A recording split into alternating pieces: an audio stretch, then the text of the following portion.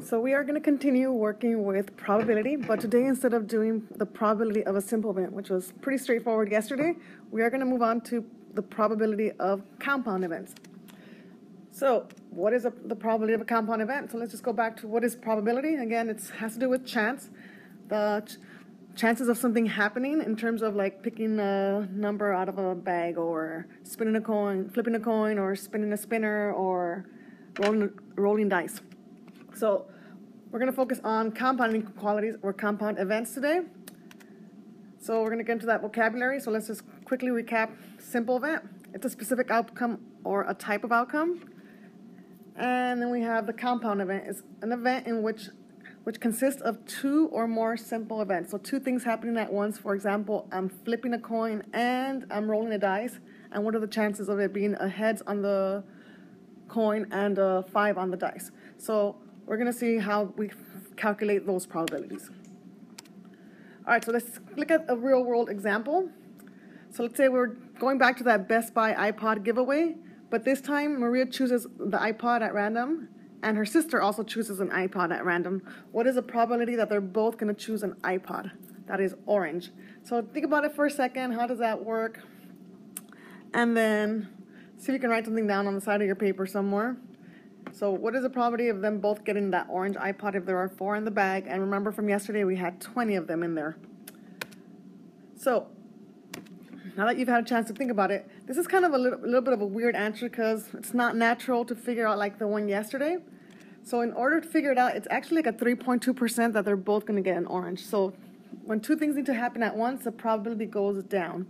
So in this case, it's 4/20 times 3/19. And we're going to get into that more late tomorrow. So right now we're going to get into something slightly different, but just to keep in mind, 4/20 3/19, so it gets multiplied by a second fraction.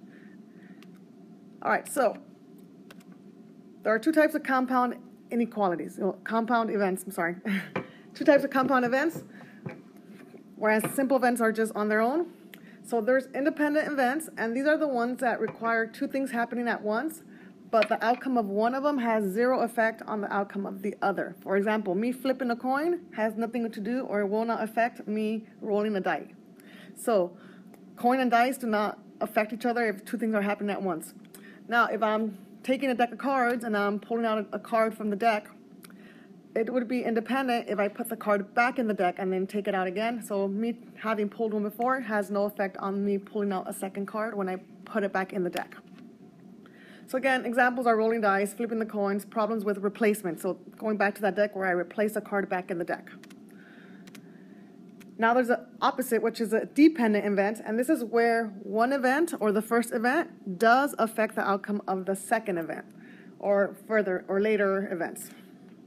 So again, going back to that deck of cards, if I were to pull a card from a deck and then pull a second card without returning that card back into the deck, then that would be a dependent event because my second option or my second card depends on what I took out the first time, because if I took out the card the first time, that card cannot come out on the second card that I pull because it's been taken out. So this is where you have no replacement. So that would not be coins and that would not be dice. All right, so independent events, just to be more specific, the two events are unrelated. You repeat the event where the numbers will not change no matter what you get on the first one, or you repeat the same activity, but again, the key word is you replace the item that was removed. All right, so let's go ahead and move on. So the general idea visually, let's say I have two different things, A and B, event A and event B, and A is completely separate from event B. So we're going to focus on just independent events today, not dependent events. So it's always going to be with replacement if it's going to affect it. So again, we always find the probability of the first event, and then we multiply it by the probability of the second event. So when they're independent events, completely separate from each other, the first one has zero effect on the second one. We just multiply the two individual events. So what we were doing yesterday, but two within one problem. And we just multiply. All right, so we're going to go ahead and get into our 6 examples. So we're going to go with the rolling a dice problem, and this time we're looking for P of 6, of rolling a 6, and then rolling the dice again and getting another 6. So P of 6 comma then 6. So again, go ahead and make sure you write this out on your paper. P of 6, comma, then 6. So in this case, we would see that rolling a 6, it has a 1 in 6 chance. So there's only 1 6 on the dice.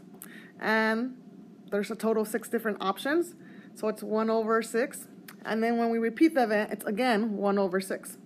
So what we do is, if we look at all these examples, so I can here write them out for you. I can get a 1 and a 1, a 1 and a 2, a 1 and a 3, and so on. But there's only one time where you're going to get that 6 twice. So it's 1/6 of a chance times 1/6 of a chance, which is 1 in 36. So here you can see visually why it's 1 in 36. There are 36 different things I can roll on a die or on a pair of dice. So it's a 1 in 6. So multiply the probability of the first thing happening times the second thing happening. Let's go ahead and move on to the second one. So we're going to find the probability of rolling a die again.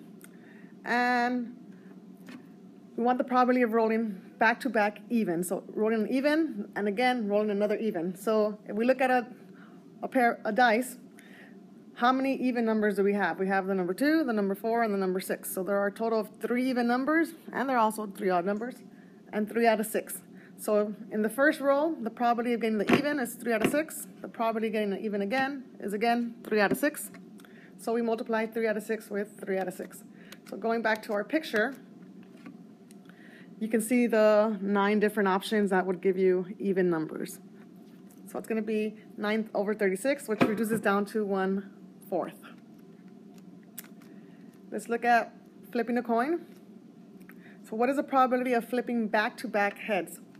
So in a coin, we have heads and tails. It's 1 in 2 chance of flipping heads. So if we want back-to-back heads, we would do, let's go ahead and look at this.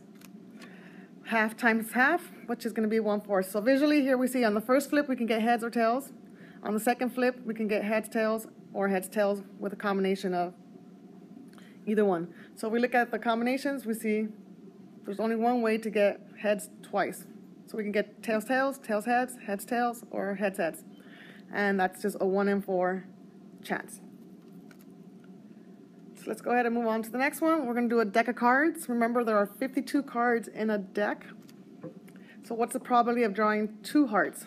Again, with replacement. So I have to make sure we say that, because otherwise if I don't say it, we don't know if it's independent or dependent. We're focusing on independent, which means we always replace, put it back in. So again, here's a standard deck of cards. You can see 52 cards, 4 times 13. All right, so looking at our deck of cards, we want to see how would it be possible to get a heart and then pull out another heart card with replacement, of course. So there's 13 hearts in a deck of cards out of 52, and we have to multiply it again. If we get we want another heart card. It's 13 out of 52. So again, probability of the first times the probability of the second thing happening. And if we multiply 13 times 13 and divide it by 52, 13 times 13 and 52 times 52, we end up with 1/16 after it's reduced. All right, let's go ahead and I want you guys to try out the next problem on your own, 5 and 6. Go ahead and pause your video and come back when you are done and check your work.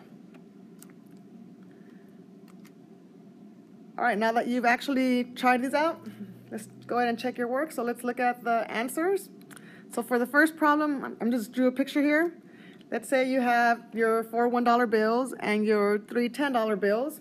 So what's the probability of $10 and then choosing another bill of $10 with replacement? So there are a total of 7 bills. So 3 of them have a 10 on them. And if you want to do the same thing again, 3 out of 7. So it's 3 out of 7 times 3 out of 7, which multiplies to 9 over 49, which does not reduce. So if you got 9 over 49, you got it correct. Let's look at number 7. So we have 2 jars with green and purple marbles. And the first one has 3 greens, 2 purples. The second one has 3 greens and 2 purples again. And you want the probability of finding a purple then purple. So there's 2 out of 5 that are purple times 2 out of 5, which gives us 4 out of 25. Can't reduce. And let's go ahead and go with this last example. So we have Joanna had 3 roses, 4 tulips, and 1 carnation in a vase. That's a total of 8 flowers.